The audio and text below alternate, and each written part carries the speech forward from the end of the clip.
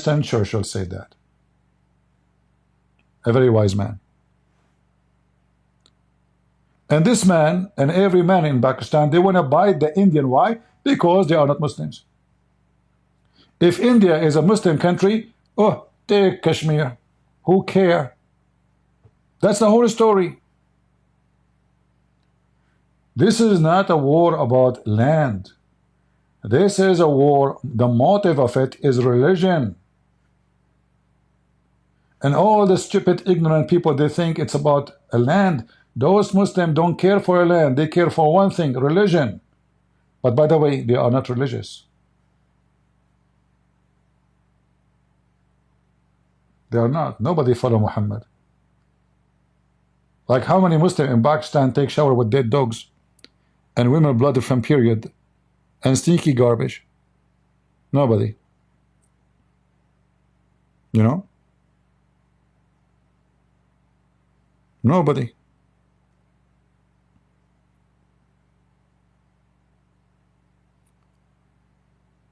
If there's anyone from Muslims here will tell us he do, I challenge you. I challenge any Muslim to say to me that he do what Muhammad do. What Muhammad do is not even Scooby-Doo. And we have all the evidence from your books, from a very sahih hadith, that your prophet, he do with dead dogs and women blood from period and stinky garbage. And then you claim that the prophet in Islam teach you how to be clean. Do you know Scooby-Doo? Scooby-Doo. Okay, well, this is how Muhammad do. And then you want to look at this guy, the Minister of Defense, he is wearing a suit. Why are you not wearing Islamic clothes? Like Sheikh Uthman. Like, what's wrong with you? The funny is, all of them, they are very much supporting terrorism, but nobody have a beard.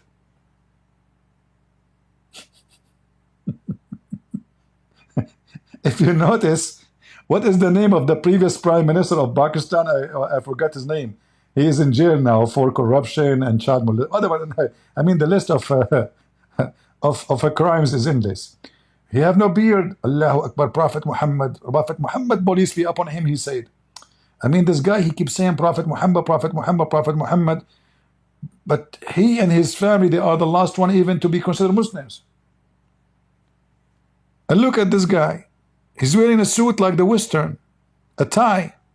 He shaved his beard. And why your phone? Why you put your camera down, man? It's not. Don't look down. Not nice. Look at this woman looking. See straight. You look down. I mean, you are not even smart to put the phone up. You are the Minister of Defense. You don't even have a stand for your phone. How you can have a stand for missiles? Anyway, go. I want to see what you will do to India. I want to see you doing barbecue to Modi. Because this good Modi is Modi, huh? Just be careful. He hear your speech, he go in the mood, the bad mood. He's Modi. I mean, his mom called him Modi for a reason. If he heard your speech, and I'm sure he heard it, he will go in a bad mood. And if Modi go in bad mood, you are barbecue. I mean, you are halal food now. He will deposit you after cooking you for a charity.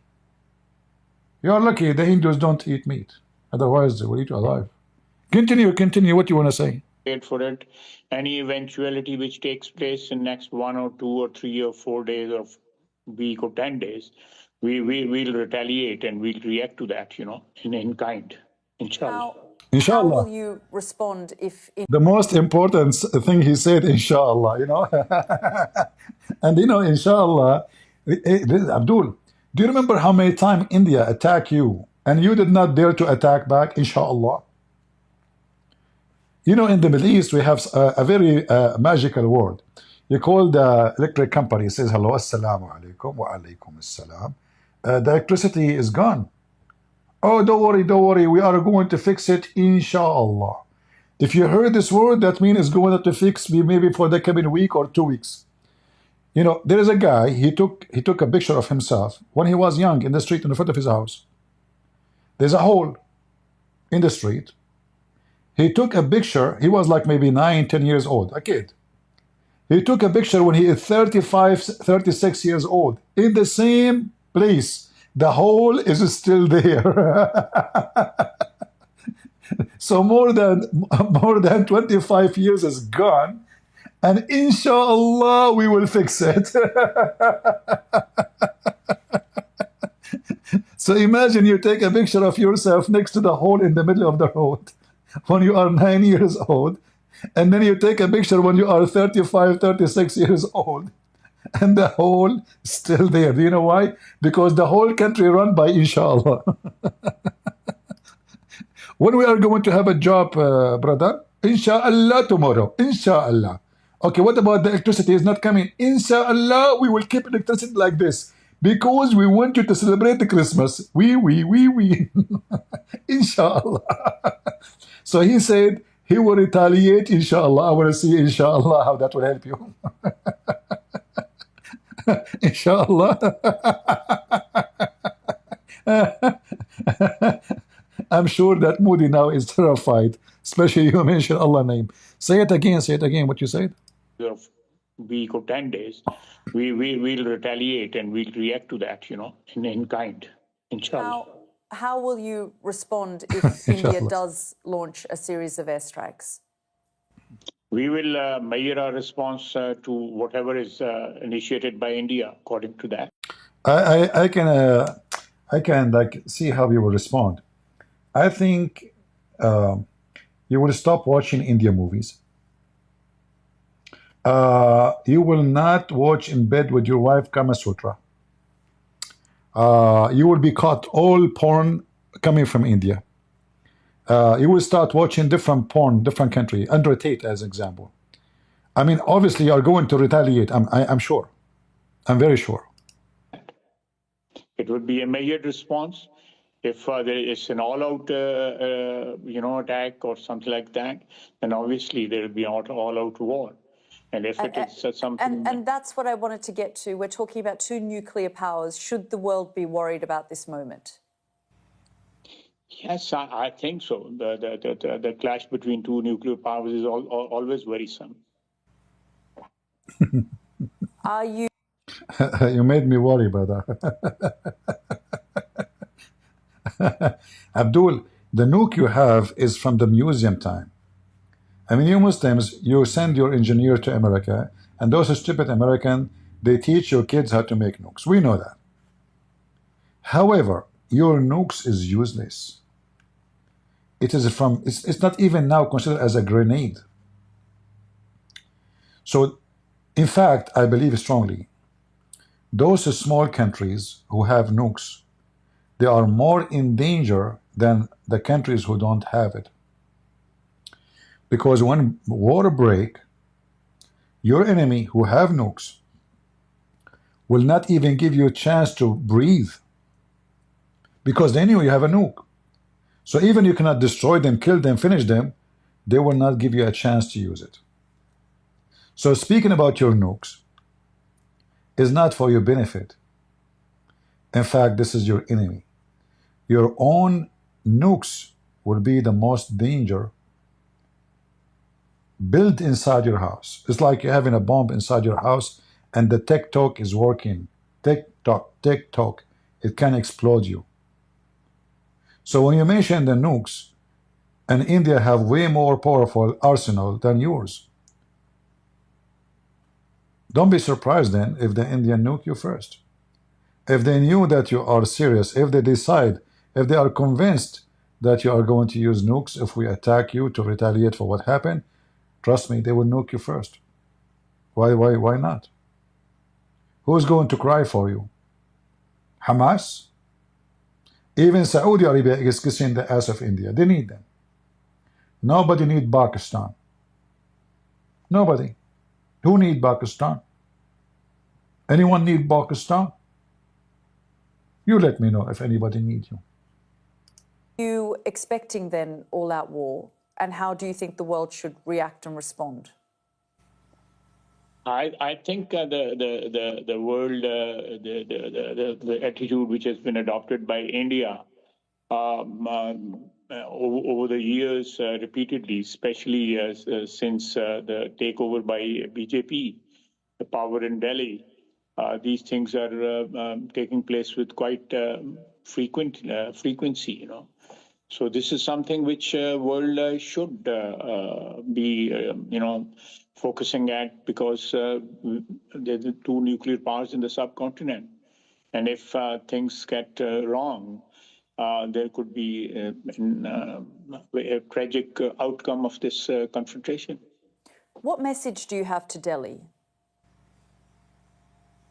If I have to give them a message, is that we are neighbors. We have problems. We have some very serious problems with each other, especially over Kashmir. But we should be solving our problems through negotiations. We have had negotiations in the past, but we don't have those negotiations mechanism anymore between our two countries. That they have abandoned the treaty which was negotiated way back in 1960 by the World Bank. This Sindh Water, Accord. So they have abandoned that, which is a very serious breakdown between the two countries. The relation between the two countries is a serious breakdown. It is underwritten by the World Bank. This treaty, they cannot abandon this treaty just like that. Here, this is a serious blow. Here, imagine the World Bank is the one who write a treaty. I mean, aren't you ashamed? So you borrow money. You borrow money from the World Bank. And then the World Bank, they says, okay, India, give them water so they can pay us back. So they can do farming. We are trying to help this country. So you just said the World Bank written the treaty. I mean, what is the authority of the World Bank? Do you see how evil they are? So instead of appreciating what the Indian did to you to help you, when they give you the treaty, we will let you have the water. Was that an act of evil of the Indian? Or they are trying to support you? And why the Indian, they will keep their water going to your land? So you can feed your kids and then tomorrow do jihad against them? And send them to the border to shoot Indian? They should make you pay. And the best way to pay, cut the water. Drink the camel urine, as Prophet Muhammad said. To the relationship between the two countries. I think India should not be resorting to such measures. This will escalate the situation, and there's a possibility that there is a outbreak of all-out war, which will have serious repercussions not only for our region, for our countries, but rest of the world also. And we should refrain from that. We should take measures to stop any situation from flaring up to a level which will be irreversible. And what message do you have to Donald Trump? Does he have a role to play in this and the United States? Definitely, he leads the world power, the sole world power, and he has been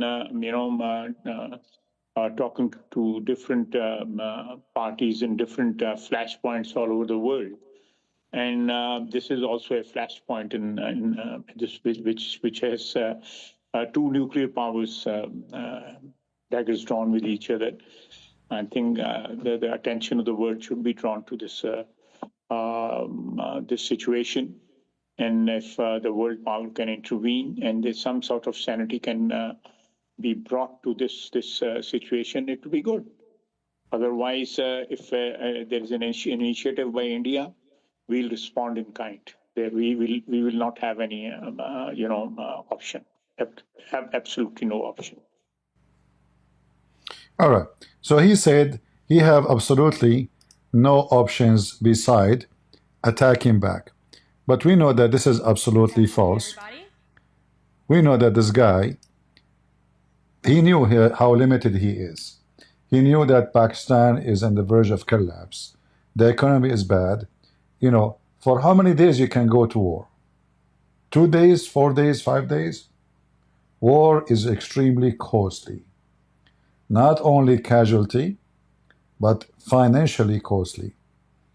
If you go to do shooting training, like if you search right now, if you have 45, if you have whatever caliber of your gun or rifle, you will see how expensive is the ammunition. And we are talking about, like, normal guns. We're not talking about missiles and rockets and, and airplanes and tanks and fuel. So war is extremely costly. And when you are poor and the only source of income you have is drugs, and this is the biggest source of income in Pakistan, is cocaine, heroin, the same as in Afghanistan. By the way, Muslims, they don't drink whiskey. They don't. But they are very good in smoking hashish and cocaine and heroin. So they are very decent, religious people. Whiskey, black label, brother, haram, brother. But bachabazi is halal and heroin is okay. All right. Let us see here what we have here. Now, though, it does look like a real crisis is emerging between the two. Let's cross then to New Delhi to talk to our correspondent Navadita Kumari. All right, let us stop here. Forget about Kumari. What Kumari will tell us more than what we know. So India, they gave until Monday morning, I think they said, all Pakistani citizens who live in India, they have to leave the country immediately. And they ask all the Indians who live in Pakistan to leave the country too. Now you might ask yourself, why anyone from Pakistan will live in India? There is some marriage, like, somebody he married someone from Pakistan, somebody from India, people, like, hello, what's your name? Okay. Are you looking for a husband? My name is Abdul. I like to eat food. Are you an Indian? If you convert to Islam, I will marry you. And I will buy you a land in Pakistan or in India. And, there's many cases like this, by the way. So the woman, she is desperate. She need a husband. She need money. She will marry Abdul. So now they are saying, anyone who is Pakistani, it doesn't matter who you are, you have to leave. And the Indian, they ask, anyone who is Indian should leave before Monday, which means the Indian obviously are going to do an attack on Pakistan after Monday. So they want their citizens to leave so they will not get hurt. Because, those savage, they will seek revenge from India by attacking anyone, any Indian he is. They knew him. So India is making it clear, every Indian citizen should leave the country immediately, should come back to India. And which means maybe by Monday morning, I don't know what time, maybe by Tuesday, we will see, India is going to take an action. And there is some benefit of what happened for Modi.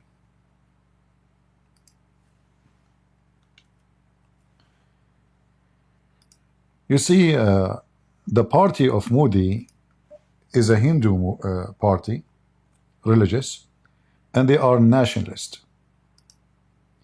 And when conflict happened, those conflicts are priceless for such a party. They will get more support. They will get more, let us say, like blind support, not only support. Like, it doesn't matter how, maybe somebody disagree with you about, like now, we might disagree with Trump. Me, myself, I vote for Trump, I support Trump, but many things Trump he do, we don't agree with it. But if we are at war, then we are going to be behind him 100%, because it's about our country, not about now price of food, gas, bigger things is more important. There is always priority for interest of any citizen of any country. So the support now for Modi is skyrocketing. If he do something, until now they are waiting. If he did not do anything, he will be demolished. people will look at him down. Not only the Pakistani, he will become a joke of Pakistan. He will become a joke of every Indian. Because look, they killed of us many, and you did not do anything.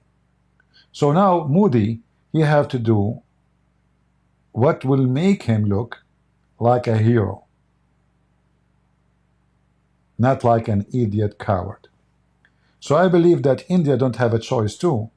Even if they don't want to have a war, they are going to do some kind of form of war, if not a full-scale war. And cutting the water, I believe, is the best solution.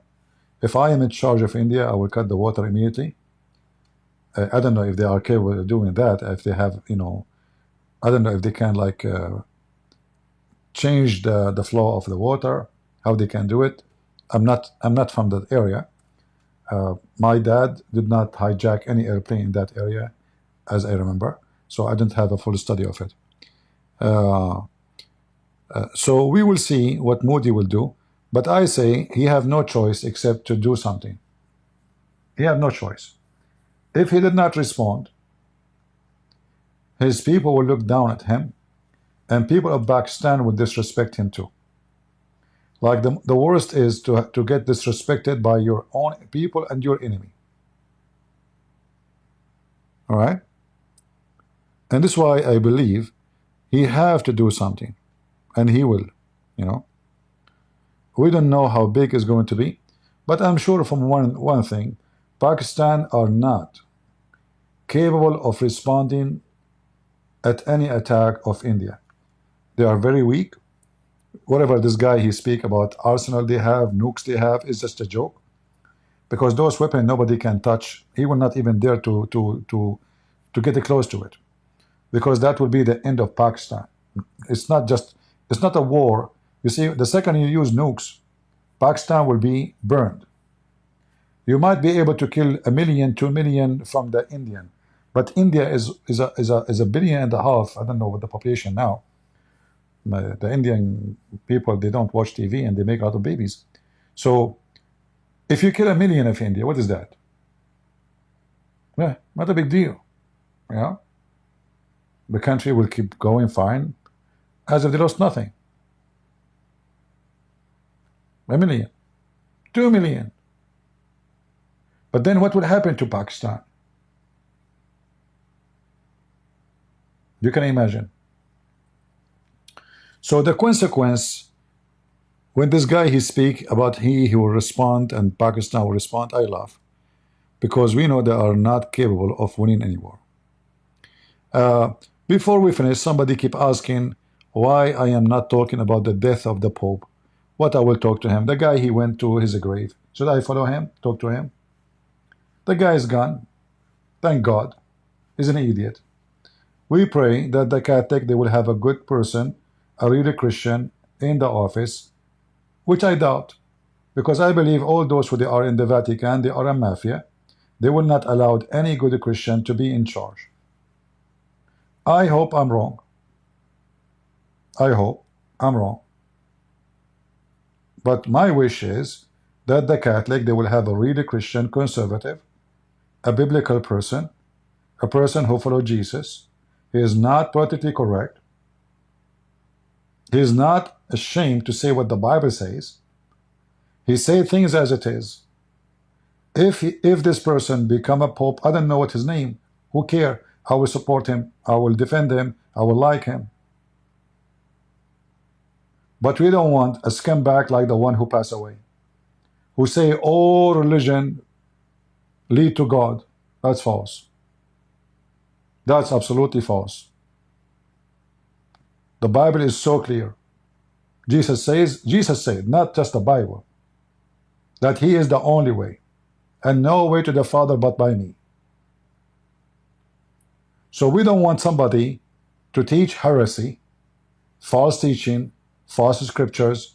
We want the Catholic to have a real man, a godly man who fear God, who love God, who teach the scriptures of God. Nothing more, nothing less. Otherwise, for me, I stand against any false person. He is a Catholic, he is a Protestant, he is Orthodox. I don't care. You are false, you are false. Your name doesn't count. Your skin color doesn't count.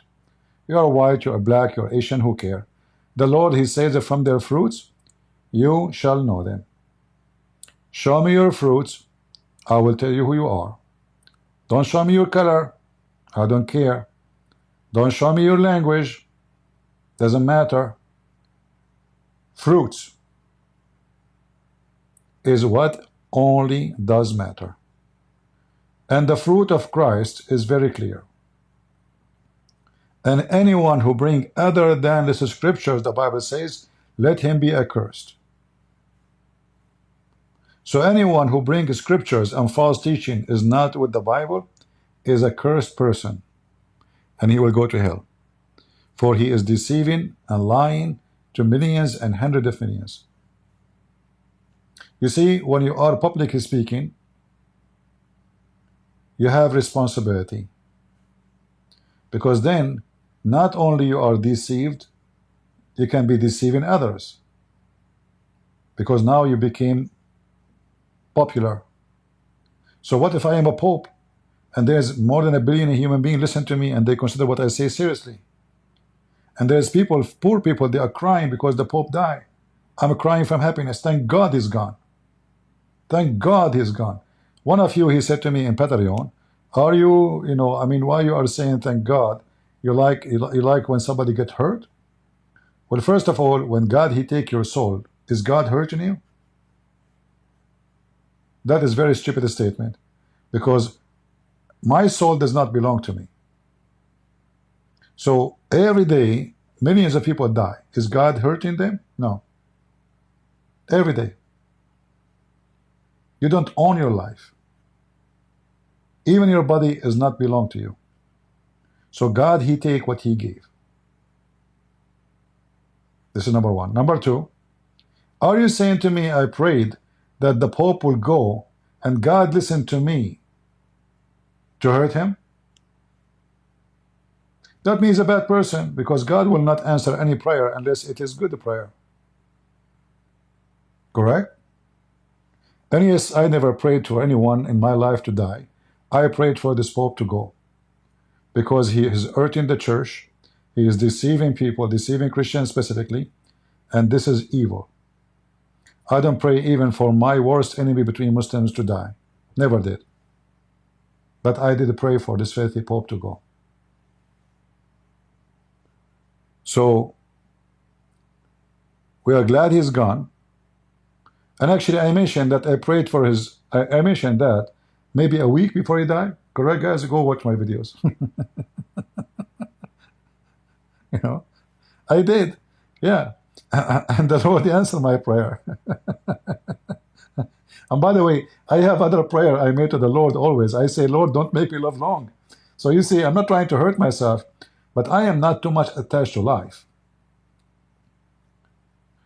Living long or living short is not what is important.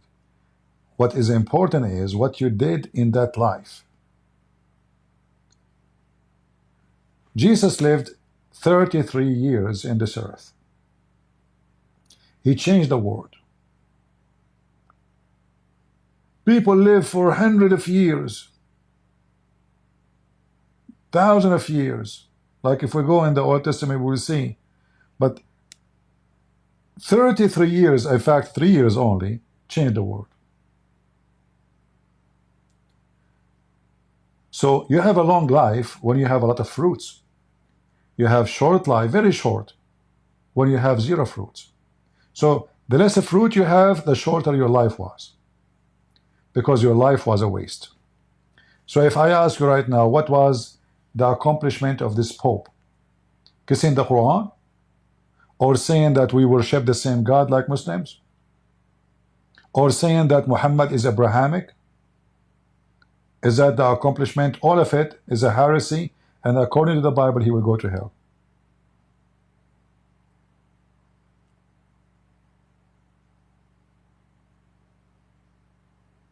As simple as that. I pray that the Lord will take every evil person from this earth. Somebody might say this is awful. Well, the offer is you. The earth will be better without child molesters, rapists, thieves, criminals. We will not need police. We will not beat bars on our windows.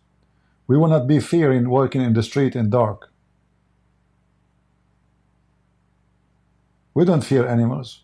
We fear humans. Even a snake will not bite you unless you step on it. A human being, he will bite you. You step on him or not. Even dogs will not attack you. A human being will attack you.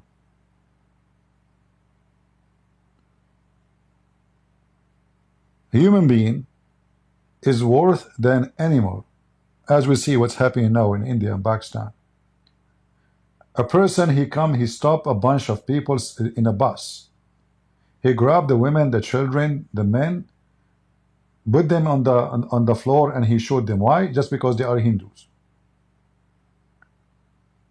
Wolves will not do that. Wolves will attack to eat, not for fun. They will not. Wolves, pigs are more honorable than those people. Pigs are more honorable. How in the world I have the ability to shoot a woman just because she is from different religion, even if I am at war with them? You see, if you read the Old Testament, it says if you find the ox of your enemy, bring it back to him. You found the cow of your enemy, bring it back to them. The Bible says if you defeat your enemy, don't even rejoice. And we're talking about enemy, not a bus of women, children's. You are a hero, go fight the army. You see, if those terrorists, they attack the army, I will not even call them terrorists. Okay, they are fighters, they are fighting fighters. But what the Muslims they do? They go after people who have no arms in their hands. This is why we say we have to arm ourselves. Because the second you are not armed, criminals will target you. Criminals don't target people who they are armed. They look and they hunt for somebody is not armed.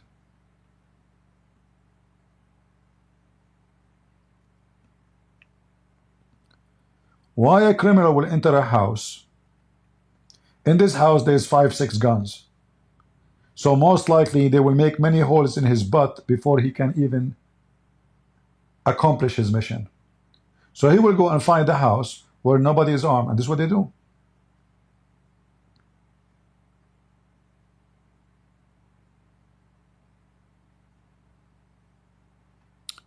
CP is clueless about Pakistan. Farazian, you tell me about Pakistan. What kind of drugs do you sell in Pakistan these days? How much it costs a kilo of heroin in Pakistan, Farazin? Guys, Farazin is saying I'm clueless about Pakistan. How much it costs to bring a Bacha Bazi? Huh?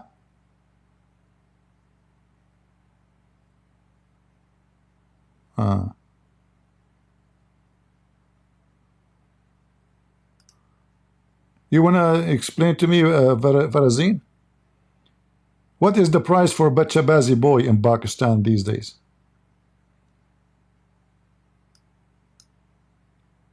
Do you organize any Bacha Bazi party lately in Pakistan? As long as I'm clueless. I guess you are an expert with Bacha Bazi. Huh? They are very religious. Pakistan have 170 nukes. Even better, you know, it's going to be more funny if you have 170 nukes, but you could not make them fly, but they explode in you. You have, let us say, you have 200 nukes. Is that much?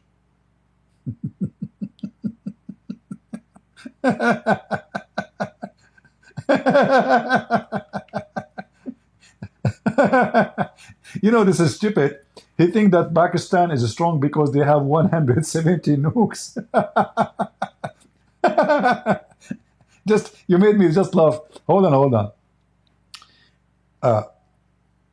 based on what you said, the one who have more nukes is the one is more powerful. So how many nukes India have?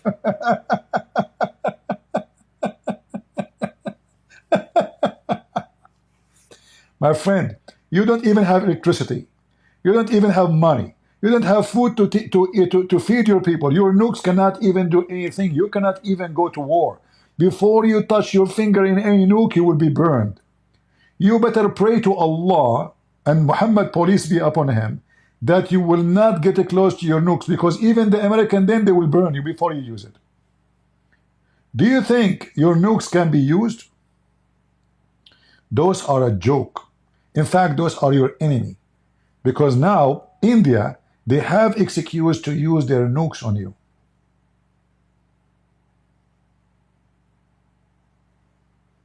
If you don't have nukes, they cannot use nukes. The whole world will go against them. But if you have nukes, they will say you have nukes. We will nuke them before they nuke us. Especially those stupid Pakistani people, they keep talking about their nukes. As we heard, the Minister of Defense of Pakistan. It's a great advantage for India, because tomorrow they can nuke you and say, see, yesterday their minister, he says we will use our nuke. So why you blame us? If you have zero nukes, India cannot use their nukes. When you have nukes, you will be nuked, and all of you Pakistani will die. India is a very massive country. It doesn't matter how many died, they will be the winner. You are a smaller population, land, and economy. You are even no match. You can't even pay salary for your own people. Your army until now holding a stick in their hands. You are using rifles from the time of the first war. Those rifles, even me when I was a kid, you know, like I was looking at them to see what my grandpa used to have. This is what you have in your army. You have five bullet rifle, rusty.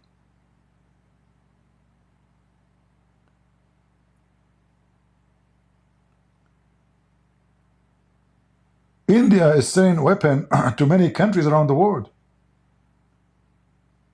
Egypt buying from India, Emirat buying from India, everybody buying from India. I mean, how you compare yourself to, they are importing weapon. A gun made in Pakistan will explode in your face. I have a friend, he bought a gun from Turkey. He said it's very cheap. I said, okay, what's so cheap? It's Turkish. He said, come on, gun is a gun. I said, if I am you, I will never use it. I don't trust it. This is Turkish. Those are very cheating people. The guy, he lost two of his fingers in his hand because of this gun. Exploded in his face. His eye hurt badly. His fingers are gone because he is using a Turkish gun.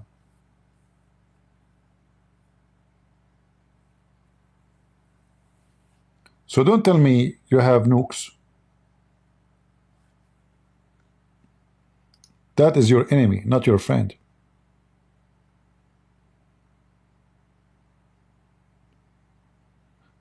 No,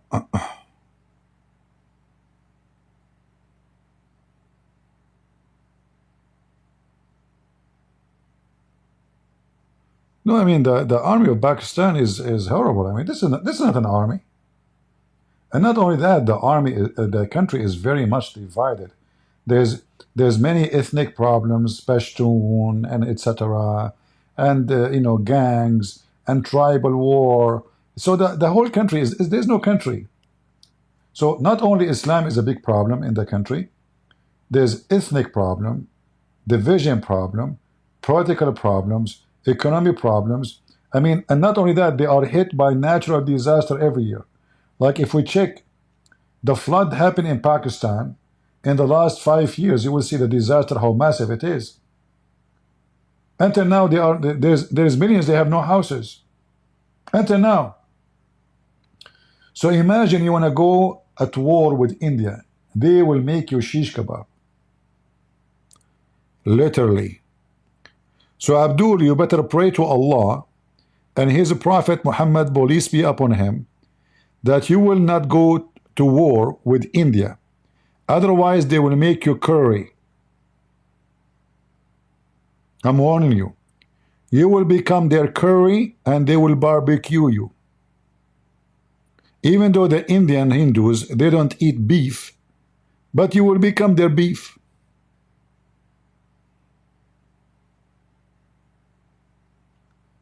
You want to bet? Go to war and see what will happen. And let us see how your nukes... I mean, look at this. How many war already you have with India? Did you dare to use your nukes? No, because you know what will happen. And each time you go to war, you lose. How many war already you have? Did you win any? Use your nuke if you are a man. They will make you shish kebab. Lord have mercy. All right, any question, guys?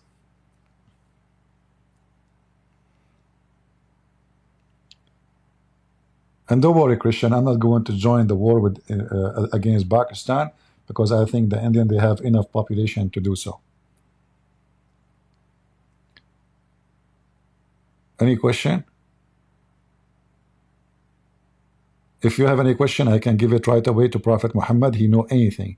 Any question you have in the world, Prophet Muhammad, he knew geography, biology, he's astronomer. I mean, he knows everything. This guy, he found where the sun set in the murky water.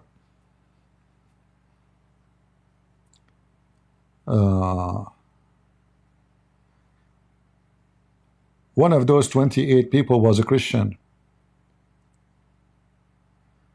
Yeah, okay. Yeah, well, obviously there's, I don't know really what is what I heard. But I know that they ask who is Muslim, they put him in a side, who is not, they shot him.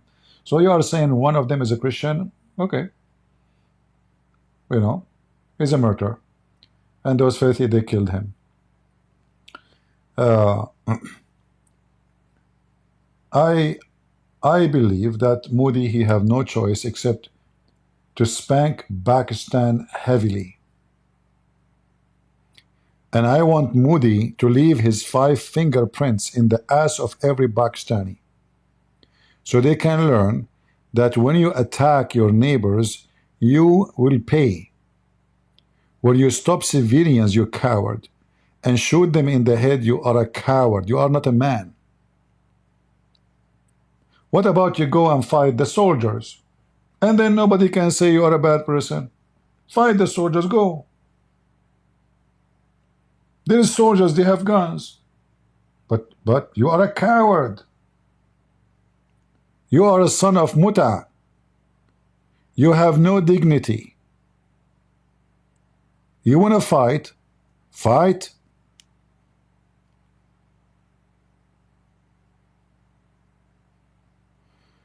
In 1971, Pakistan surrendered 93,000. Okay, but you don't understand, brother. Okay, hold on, let me search.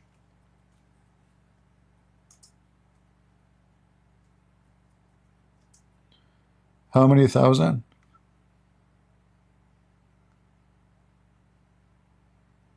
All right.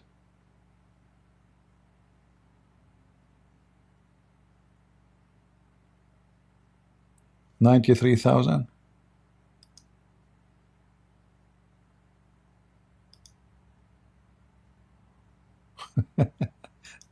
I just searched for Pakistan surrender. It looked fun, by the way, when you are signing surrender. I mean, look at the heroes. This is Pakistan signing their surrendering. Surrender. You have nukes, huh?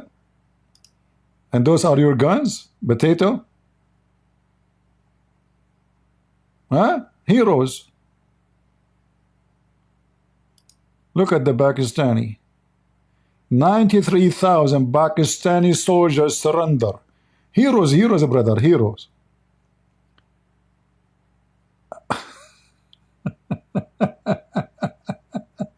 93,000. It's the size of a country. We have nuke. We have nuke.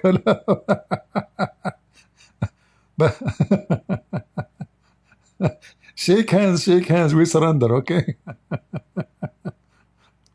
You know, those Pakistani, they remind me of the Muslims. Each time they have a war with Israel, they lose more land. And then after that, they celebrate victory. And look how he's, you know, they are proud. Look, his head is up.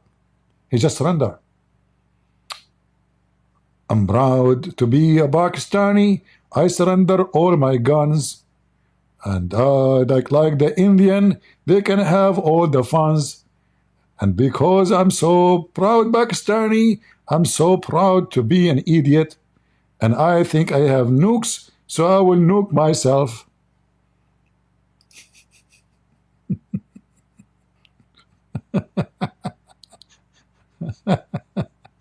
Unbelievable. Look how proud they are. If I am them, I will put my head down. I just put my weapon down, and the enemy now will treat me like a dog. And look, their head is up. I'm proud to be Pakistani. I surrender all my guns. And the Indian now can laugh at me and can have all the funds. Unbelievable. So beautiful. So beautiful. Are you going to do the same with your nukes? I want to be surprised if India, in this war, the Korean War, they make you surrender all your nukes as a condition for any peace. Just wait for it. All right. 827 like. Yeah, I don't know, 1,000 people watching, but only 872 like. Nobody like me. I was away for a long time. I came back, like I came back home. My mom, she opened the door. She says, "This is you? Nobody missed me." I mean, even my mom. Oh boy. So don't worry about liking what was the topic? I'm Joe Biden. I forget the topic. What was the topic? What was the one last cities you mentioned? Islam is bad. Islam is bad. Yeah. Islam is bad. Okay.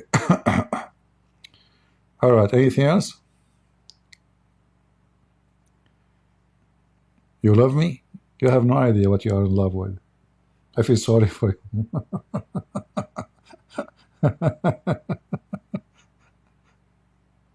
Disclaimer, I'm warning you. See, Abdul, I don't have nukes, but I scared the hell of Pakistan. If I show you right now how many complaints YouTube receive from Pakistan for my channel, you will not believe it. Every few days, the government of Pakistan, they made a complaint. No, it says in the beginning, I can find you the email, by the way. A government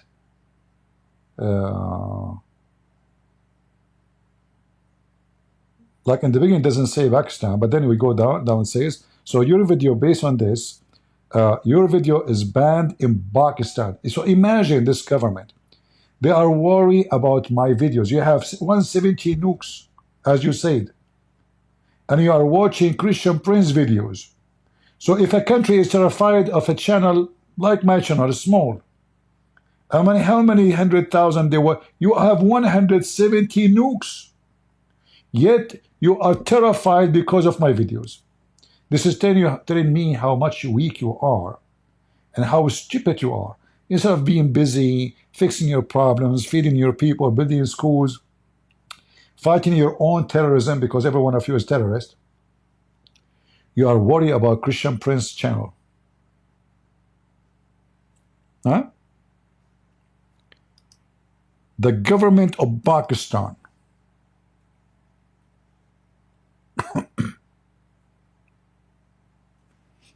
right? I can open my email actually and find you that. All what I need to do is just type Pakistan. You know what? All what I need to do, just type Pakistan. And right away, I will find messages from YouTube. Hold on. Let me take this picture.